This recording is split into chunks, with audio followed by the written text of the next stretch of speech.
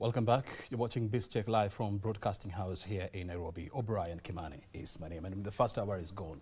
We had a great conversation around the business process and outsourcing here in Kenya, the challenges, the opportunities, and the hanging fruits that we need to pick so that we can run with it, fidelity which we are likely to lose as our appeal as an African giant in the BPO industry. Time now to focus onto the second hour, and we want to have a look at a critical meeting which is taking place from Monday next week all the way to the 22nd of this month, that is November. And more than 50,000 delegates, policymakers, as well as non-state actors, you know, they're going to set their eyes on the city of Baku, Azerbaijan, for the 29th edition of the Conference of Parties. We like to call them COPs. And what is going to happen there is that critical conversations around climate change, climate financing, as well as adaptation, you know, the phasing out of fossil fuels, is likely to take center stage in those conversations.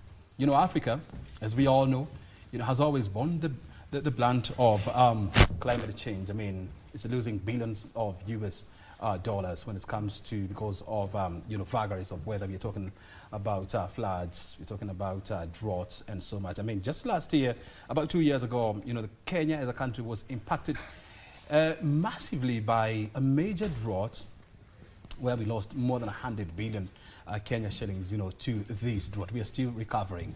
So many small-scale farmers, you know, lost their herds. They're still recovering, and we need to start having serious conversations around how to tame climate change. It's having a major impact here.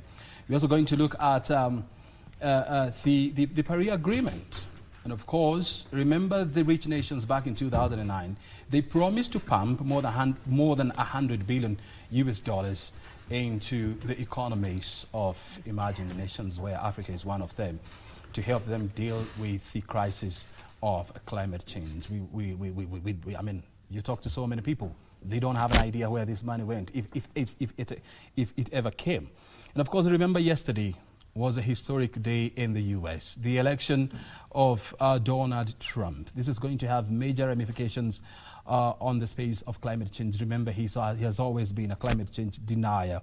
He doesn't believe in this. He has said that he's going to roll back all the policies that had been put by President Joe Biden, whose aim was to deal with climate change issues like you know, slowing down on gas and oil drilling and so much. So we are going to look at the impacts of all these on this show. And the team of experts is in the house. We're talking to Susan Otieno. She's the Executive Director at Action Aid Kenya. She's joining us this morning. She's on my extreme left. Thank you very much, Susan, for joining us. Thank you. Very good. Thank and we have Dr. Mithika Mwenda. He's the Executive Director at Pan-African Climate Justice Alliance. He's also joining us this morning. Thank you very much, Dr. Thank you. Very good. And just immediate on my left, we have Esther Mutuma. She's the CEO of Boreka Group. Asante sana, Susan. I mean, not Susan, but Esther. Happy to be here. Very good. I want to start with the events that happened yesterday. We saw the re-election of Donald Trump as the 47th President of the United States of America. This is coming just a few days before the world leaders meet in the city of Baku. How is this likely to impact the war against climate change? I want to hear from you, Dr. Mithika. Thank you, O'Brien. And yeah, it is a very sad day for us in the climate movement because, as you have rightly said, Donald Trump is a distinguished climate denier. Mm-hmm. And he doesn't believe in science, and he doesn't believe in anything progressive. He's a racist, and he's a person who has a lot of contempt to other races, particularly to Africa.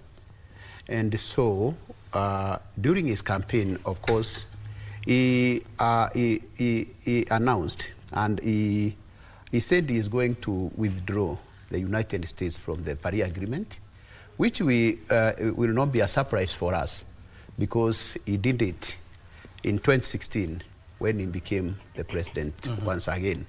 And so we are not expecting anything from the US. And you remember when President Obama, in 2009, during the establishment of the Green Climate Fund in 2010, the United States and him, Obama, committed $3 billion to the Green Climate Fund. By the time he was leaving, he delivered $1 billion. Yeah.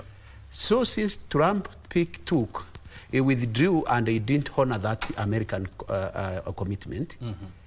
And by the time he was kicked out, very embarrassingly, he did not deliver it. By the time we left, by the time even during the Democrats, the time the outgoing president, Biden, did not deliver that $2 billion.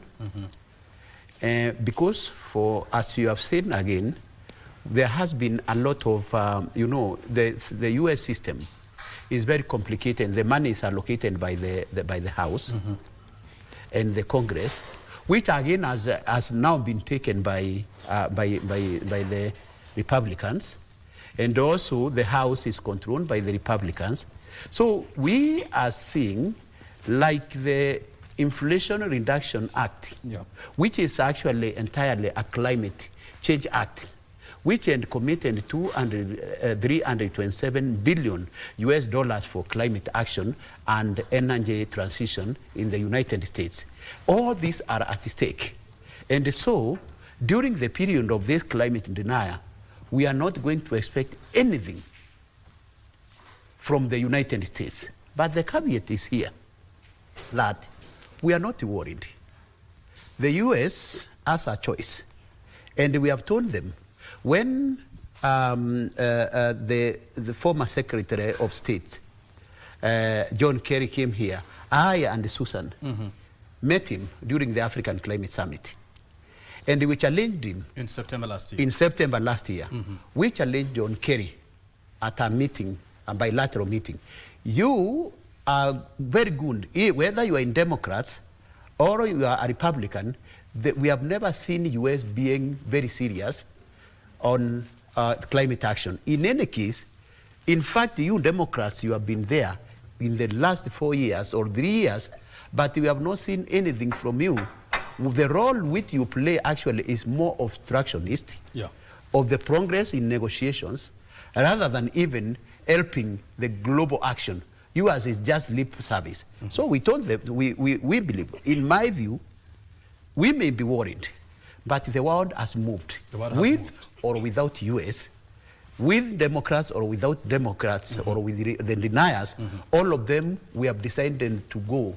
The world has decided to move. The climate train has left the station. It has left the station. So we are not, of course, we know it is going to be more difficult.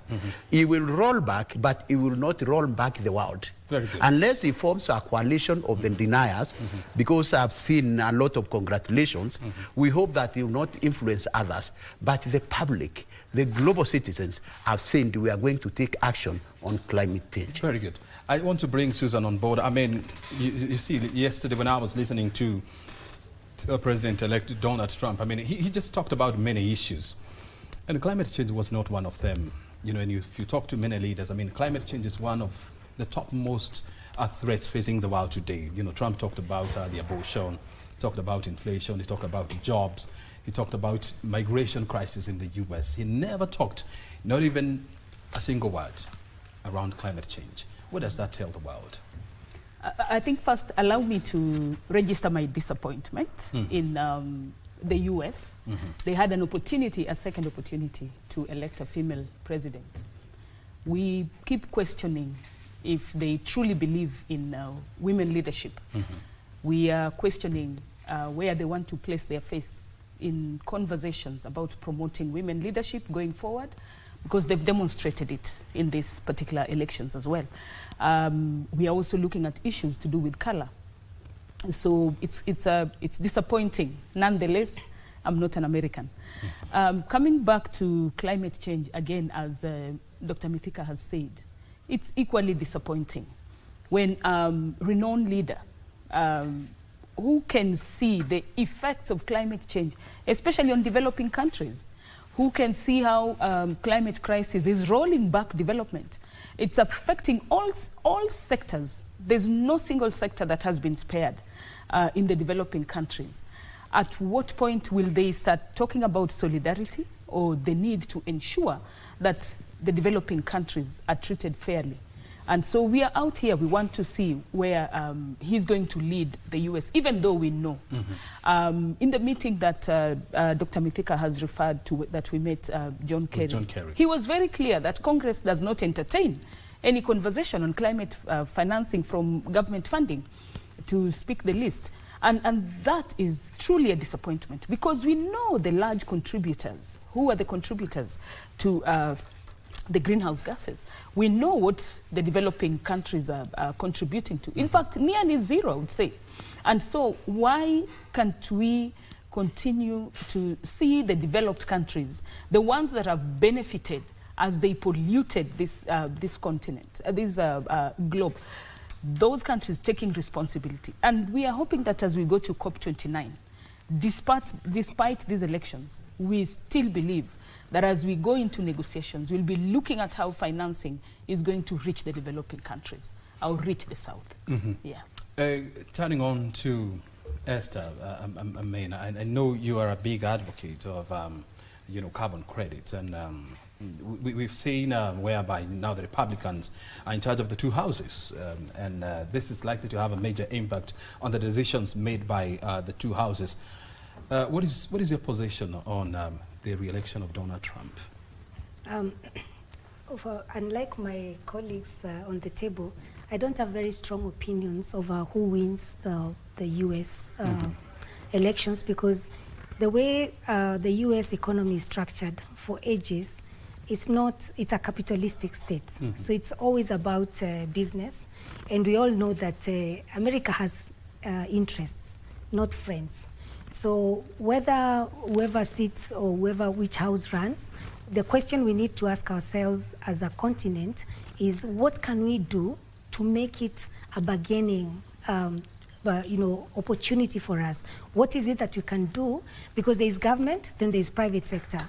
And like we know, even in critical sectors like health or even education, we always have a play of what government is doing and what the private sector is doing. So from my lens, coming from a private sector player perspective, I am not too worried about the policies they will make, because like Dr. Mithika said, the train has left the station. There are people who understand that we all need to be in a livable planet, whatever the case, regardless of our political affiliations. We want the planet to work, not just for us, but for future generations. So my concern would be more around what is it that we are doing, because the truth is nobody's coming to save us. So we must really realize that as Africans, as the global South, it's our responsibility to try and see what it is that we can do, because it's been the status quo. The industrialized nations and developed nations, they've developed by extracting resources from Africa. So we cannot wake up one day and expect that they will wake up and decide, oh, now we are going to fix the continent or fix the globe. They'll carry on their business as usual. So it's up to us to ask ourselves, what do we need to do differently so that we make this now a commodity? Can we trade? Will the Republicans listen to us if there's a business opportunity, for instance, which the U.S. being capitalistic as it is and the rest of the world, I am sure there's an opportunity for trade. And when we come to the table from a trade perspective, then we change the narrative. And O'Brien, the mistake we make is to imagine that we are beneficiaries. We are not. We are actually investors. And I'll talk a bit more about that, because when you look at what we have to offer as Africans, it's land, it's resources like solar energy, which is free, God-given. You know, we get more sun than they will ever get. And we don't even have to store our energy the way the rest of the world has to invest a lot of resources storing energy. So we have a couple of advantages that we can leverage on. So instead of, for me, instead of looking at it from all gloom, I would like to see the opportunity. Challenges always present opportunities. So the question is, what is this big opportunity, and how can we? I know, Mithika, you want to respond to what I think before you respond, Esther. Yes, or as you I want you to combine your response to what Esther is saying. You know, the COP29 has been dubbed as the COP of finances. Yes. And we know that the US has always been a major contributor, yes, to climate financing, adaptation funds, and others. And what is this likely? What is the re-election of Donald Trump likely to do to financial commitments by US companies and by the US government, even as they respond to yeah, so I think my sister here, Esther, is coming from a background of business. But I think I need to educate her on some very fundamental principles of the global climate discourse processes and the obligation of the countries like United States and Africa and all of us based on what we have agreed at multilateral level. And so maybe she could have joined the bandwagon at very maturing stage, and so she may not understand this background. And that is the mistake which we have, those are the mistakes which we have really, some of us have made. Never have we ever said that the obligation of the United States is charity for Africa. No. It is their obligation under the Climate Change Convention, where countries met and the US, alongside other international partners and the countries, said, yes, we have spoiled nature. Yes, we have pumped the greenhouse gases into the atmosphere. There are people who we have harmed out of our actions, and hence there are two things which are in what we call United Nations Framework Convention on Climate Change, agreed and adopted in 1992 during the Rio, and then that is what binds us. What does that say? The US, under what we call the principles of the commitment which we have, is that they committed that we are going to provide finances either to mitigate or to make countries which are armed because of our actions to adapt to the impacts of our actions. So up to there, business or without business, they have obligation, and they have always been really delivering on that. Yeah. That's why people like us work and action, and those others fight over what we call climate justice. That you caused this problem. Yes. You cannot exploit me, come and burn my house, and then ask me to rebuild my house. That's what they want to say, and that is how the narrative they want to bring to our business people, private sector. And I don't think we have really private sector, which I know that we are pretending to have private sector in Africa, but we do not have. These are socio enterprises. Okay? So that is one. The other point which we have then to understand is that, of course, the world has moved. Whether you are in the north or south, based on science, is that we agree that there is that concept that we have really to transition. The world has moved. We are moving to the world of low carbon climate resilient development pathways, where, including our business, we are not going really to grow through the pathways which the US companies and those others have grown, so that now we reach where the level we have reached. We have agreed on that. And so what we need to do is, including even on the Paris Agreement, even which really recognizes the role of our business, we have agreed that all of us must grow towards that pathway. But we have, even when you look at our Paris Agreement, what it says is that, like in Kenya, our NDC, National Determined Contribution, these are sectoral thematic, like our NDC investment, which our other governments, even our governments, are supposed now to do. So just, I want to educate even you, so that when we are discussing, we discuss on the basis of knowledge, because sometimes we miss our point. Very so good. Let me finish. Allow me to finish. In 30 seconds, because we need to pick something in Mombasa. Yes. So what we need to do is to agree that even our NDC are framed on the basis, on the condition that we get international financial support. So even if it's our business, where is that going to come from? We are very poor, we are depending on debt. Very good. Hold your thoughts. I can see you are shaking your head. Yes. We are here to learn and, of course, to educate each other. Yes. And, of course, to help the public understand the issues that are shaping the global climate agenda. And, of course, remember the big meeting is coming up on Monday next week. We want to go to the city of Mombasa, where the Institution of Surveyors of Kenya is holding their annual convention there. Regina Manyara is on standby. She's going to give us an update on the issues transpiring in that conference. Regina, take it up. Alliance, we're also in the company of Esther Mutuma, the CEO of Boreka Group, and finally, Susan Otieno, Executive Director at Action Aid Kenya. All of us, we're having a conversation around the impact of climate change and, of course, the upcoming COP28, which is taking place starting Monday next week in the city of Baku, Azerbaijan. I mean, we were, setting the ground and, of course, asking ourselves what is the likely impact of the re-election of Donald Trump to be the president of the United States. And we heard from you, Dr. Mithika. Do we give Susan an opportunity also, because I know you also wanted to respond to what Esther said, so you can combine the two. Yeah, thank you. Just to reiterate that we still have to hold countries responsible, and that is why we are talking of climate justice. Justice is justice. If you pollute, you pay up. If you're in fossil fuel, start working on phasing out, but also reparation. So we cannot talk of Africa as being needy or going in as beneficiaries.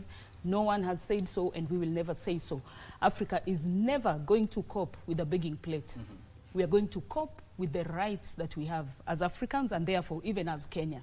Remember, what is at stake in COP29 is that in 2025, the UNFCCC climate finance target of 100 billion comes to an end. And so we want to see that there are negotiations that will bring on board new post-2025 climate finance targets. That is what we are pushing. We are pushing also to ensure that the rich countries that have failed us to this level, we continue holding them accountable, because you cannot enter agreements and walk out of them at will.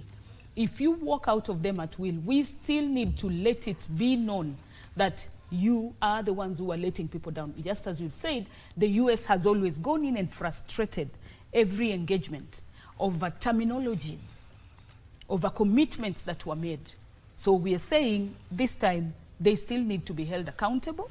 Again, what we are saying is that we are talking of grants. We do not want to talk of loans. We do not want, therefore, to continue using loans to push countries into more debts. We have seen what loans are doing. We are pushing countries into more debts, and you realize that majority of the loans that are taken, one way or the other, we are trying to adapt or mitigate for the climate crisis. We're also looking at COP29 as being an opportunity for countries to keep pushing further and keep demanding for the support, the commitment to be delivered. At least 1 trillion is what we should be talking about, leave alone the 100 billion. 1 trillion. 1 trillion. Why? Because you are bringing in the loss and damage financing facility that by end of this year, they should have set up mechanisms, and the fund, the facility ought to be running. So there's a lot to look up to when we are going to COP29, and we cannot go in there as a Kenyan or African countries and forget about Africa's crisis. Even if we talk about bringing on board the private sector, which we appreciate very much, we should be looking at what the Paris Agreement recommended, that we want technology transfer. So you cannot come and say you're not transferring the technology to Africa. You will not have solved the problem. You cannot come and say that you want more money on mitigation, yet we are still food insecure. So these are the areas that we really want to push and continue pushing. And remembering that we have to critically look at adaptation for Africa. We cannot miss on that. We'll continue. I also want to hear this, and this is what I want to hear from Esther, and as you respond to what Dr. Mithika was talking about. Susan is talking, is bringing in the fact that Africa needs about $1 trillion US, to deal with various crises of climate change. it's getting about 30 to 35 billion US dollars. I mean, this is hardly enough.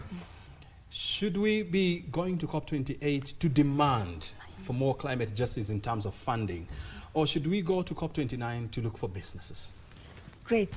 And to set the record straight, first of all, to my fellow panelists, I'm very aligned to climate justice because every day we work with the most vulnerable communities. The most hard hit right now as we speak, our farmers have been waiting to plant trees and they cannot even dig holes because the ground is too hard because they've experienced a 5-month drought. So I'm very aligned as far as climate justice is concerned. I'm very clear in my mind that we need to push that agenda. And having experienced different regimes, maybe the reason I'm in the position I am in, because I started working in this space 12 years ago, 13 years actually today, marks 13 years since I left the bank to go and do social entrepreneurship, working with communities on climate change related issues. And it's interesting to say that I lived through the Democrats' time, 2013, 2014, 2015, and I went through a Republican phase from 2016 to 2020, come back the Democrats, and I can tell you for free, some of the things that have happened in this space in regards to whether we are pushing for money to be increased or we are looking for business, it's very difficult to actually make it tangibly. It's not tangible. We cannot tell what has this 100 billion that is said to have been committed and met in 2022, what has it accomplished for the African continent? And when I look at where the problems are, climate justice wise, it's actually in how those funds are distributed. There's a real big issue in who even manages those green climate funds and who even runs those projects. Because today, if as a locally led initiative, as a local project, we are not able to raise $30 million, but a foreigner who comes and sets up shop like us can easily raise that money simply because the GCF headquarters is in Seoul, which is not even a developing country. I don't know why the headquarters are there. So there's so much structural issues that need to be addressed. And I think that is one of the things that... domestic. No. It's at the global level. Even when you look at, I'll give you a perfect example of what I call structural barriers to even enter and play in this space to unlock the climate finance. If today you're running a project, you have to register it as a carbon project and so on. You need to get validation and so on. To become a verified body, you need to put a $5 million guarantee. And this is all under the UNFCCC regulations. And I'm like, who in Africa will have $5 million to be able to just put as a guarantee to become a verifier? So we have projects here, and I'm actually usually very strong on this point, that these solutions must be made African. That's where justice begins. That it cannot be that we're trying to fix the problems, but we are trying to fix them from somewhere else, not where we are trying to provide the solutions.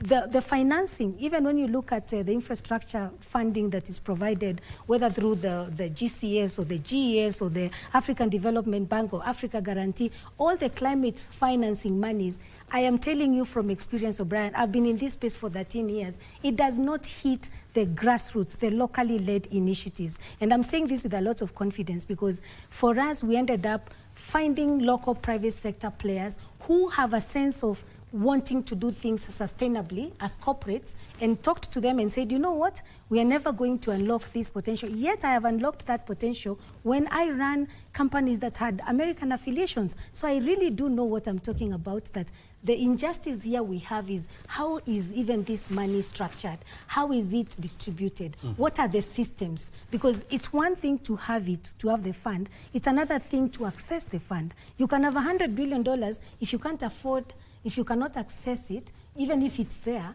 then it's not there, in other words. I like the fact that you're bringing in the issue of ensuring that this funding or these finances, get to the most vulnerable. And the most vulnerable are, the farmers, the beekeepers, and all these.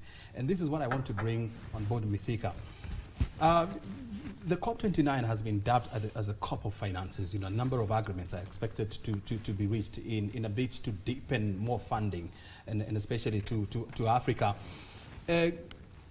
What do you expect? And I know that the issues around the new collective quantified goal is also coming up in Baku. What do you expect from COP29? Can you allow me to go back to just a little to what Esther said? I think she is very right. The global financial architecture, not only on climate finance, but the overall development finance, is broken, is outdated, and is not reflective of the current 21st century demands and the needs of the people. So for that, I agree with her, and I think the only mismatch, disconnect which she could be having is really to disconnect global and the local. All these, move together. And that's why you see, over and above climate campaign, climate justice campaign, what we are doing is at the whole system, the whole economic, development, transformation. We cannot fix development without fixing climate, biodiversity, okay? The SDGs, debt, tax, and many others. So the dimension which we are doing is just to reflect the global financial architecture which was framed by the World Bank after the Second World War. Yeah. It's even applicable at this era, which the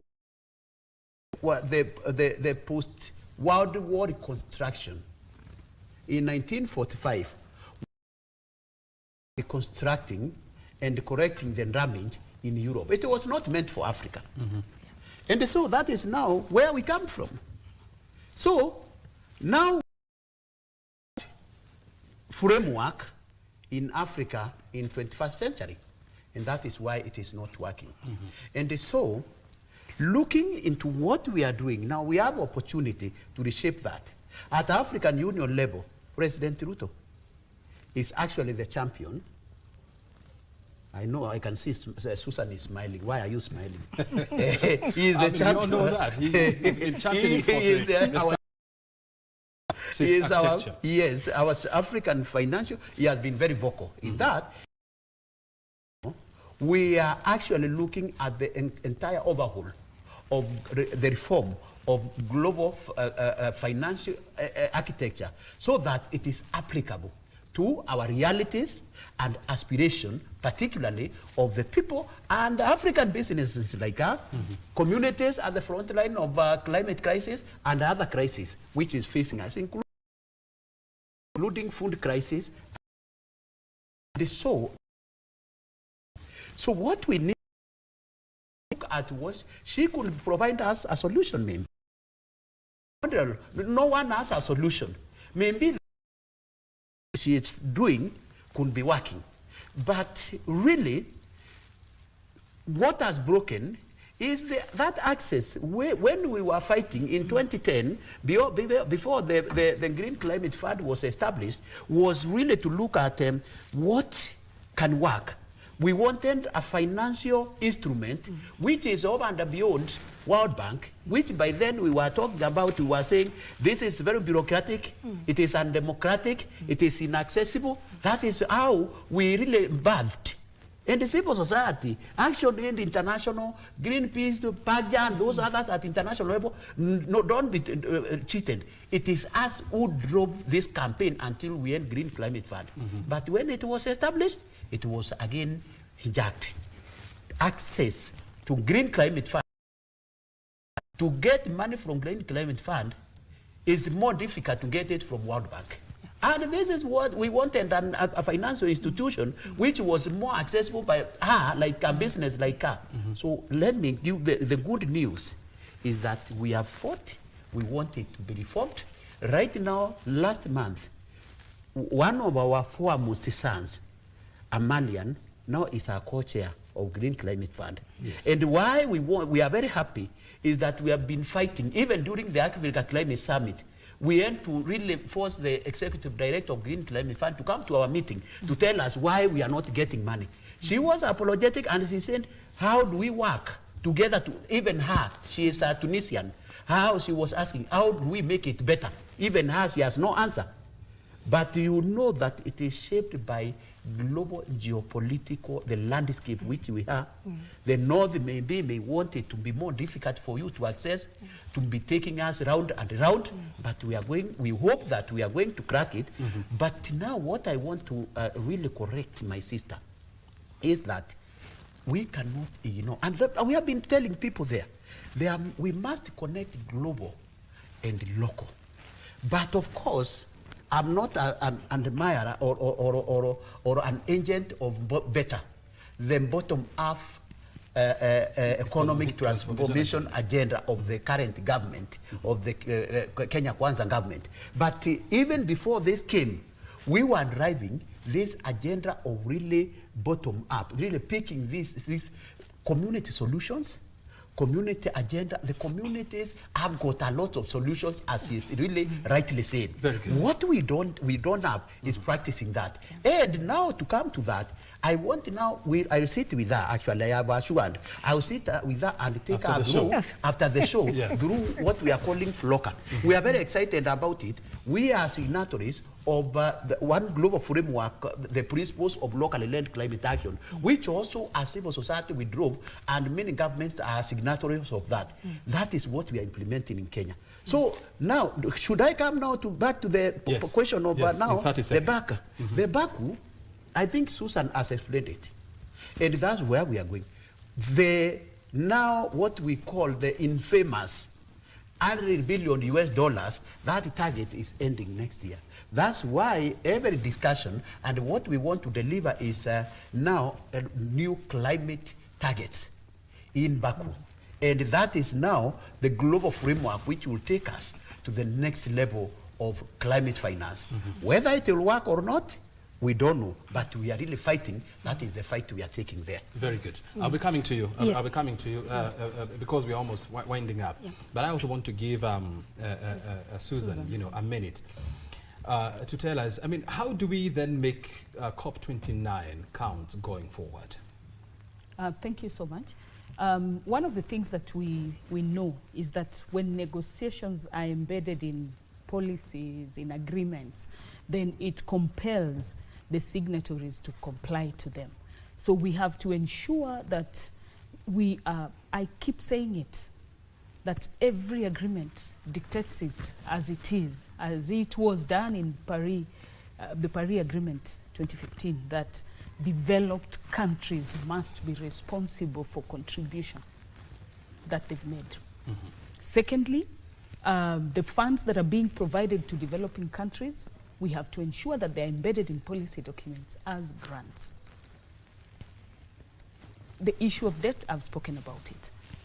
Thirdly, we have also to ensure that we are looking at who is the host and how will the framework continue making the funding accessible. As it is, the panelists here have said it, it is not accessible. It is very hard. And because this is a global battle, we are not saying we've ignored what is back at home, but we have to unlock it at the global level and come back and continue improving the systems locally. So we have to ensure that the framework works for us. If you're taking it to World Bank, for instance, and they'll be loading an administration cost, that cost itself can change so much in a country like Kenya. Why would we insist on having the loss and damage being facilitated in such a manner?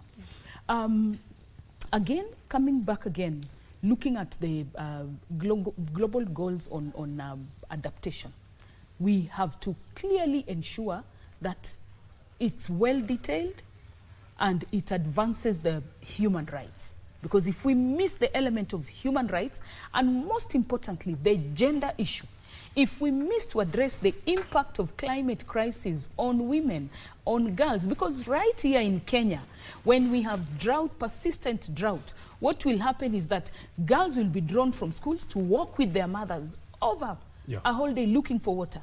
What does that mean? You miss school. The next thing, if you're coming from a community like in the Northeastern, they will say, if you're not going to school, where is your next place? Marriage. Marriage.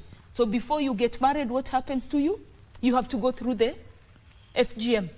As you go through it, you're getting married. Girls are still getting married from 14, 11, 10. Think of your 11-year-old daughter. So it also has a social impact on It us. has a social impact, and Very that good. is what, for someone like me, the desire to be at COP is to tell them, if you want to know the real damage, check it on the communities back in the South, back in Africa, back in Kenya. Very good. Yes, Susan. Esther. Yes, I'm going to comment on two things. When I was a banker, I worked for a multinational bank. And those were the days when you would walk into the bank and they would say, you're not clean enough to open an account with us. But what's changed the banking sector and revolutionized the way financial inclusion worked, and this is just for an example, to see what lessons we can draw for the climate conversation, is that locally led initiatives were supported by local authorities then, the central banks, the government of the day. And today, we have those same institutions being studied as study case in the Western universities like Harvard. We have, you know, a lot of examples I'm sure you all know about. Come to telcos, the Safaricom story, it was a local initiative. The M-Pesa story was a local initiative. So what I'm trying to say is that we are not lost for solutions. Innovatively, we can come up with ideas that make us indomitable over time, simply because we stick to it. We are trying to fix our own problems. Yes, we'll appreciate a global play of who is supposed to do what, doing what they're supposed to do. But at the end of the day, the buck stops with us. It is us who are suffering the droughts. It is us who are suffering the floods and all the related impacts. And very good with the push and the agenda at the global level, because it's important, it's necessary. The conversation should be changing to access and the changing of that infrastructure so that there is access. Because if it is not there, then we can talk all we want, but at the end of the day, qua ground, you know, the way Kenyans we say, qua ground, we are the ones working with these people daily, we see no change. We don't see the millions of dollars and trillions of dollars that have been approved at all the other COPs. We are not seeing how they are actually creating change on the ground. Very good. I mean, gentlemen and ladies, I mean, unfortunately, we have to come to the close of this conversation. It's very interesting. I mean, and it's always interesting, you know, when you hear different perspectives on how we're going to deal with a climate change crisis or catastrophe, as I like to call it, that the world is facing today. And of course, we as Africans, we are the people paying the heavy price. And so we must come up with a policy and with a practical agenda of how to deal with this. Your time is highly appreciated. Mithika, thank you. Susan, and of course Esther. Thank you. Asante sana. Thank you. I mean, well, time now is coming to 12 o'clock, and so we have to wrap things up here on this check. I mean, it's just the last 2 hours we've been discussing serious stuff here. My name is O'Brien Kimani. Kurunzi Mashinani is coming up next. Thank you very much indeed for your time. Have a good afternoon.